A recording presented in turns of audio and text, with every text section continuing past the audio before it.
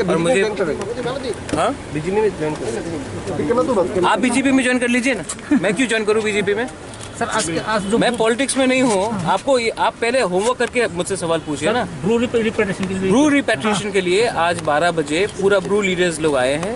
Home ministry, chief secretary और हमारा meeting है सेक्रेटेरिएट में। उस विषय में मैं मिलने आया हूँ।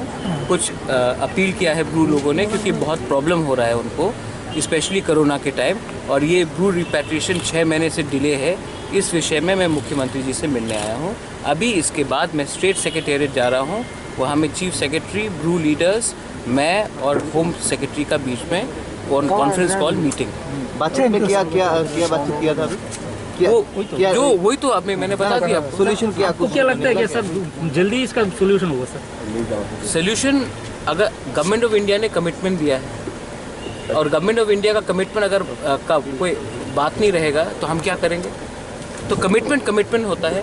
ठीक है, मैं समझता हूँ कि कोरोना हुआ है, इसके लिए 6 महीने से डिले हुआ है, लेकिन इसका ये मतलब नहीं कि अभी बिहार में इलेक्शन हो गया है तो मतलब कि वातावरण थोड़ा इम्प्रूव हुआ है इंडिया में। तो आप ये ब्रू का सेटलमेंट को जल्द से जल्द कीजिए।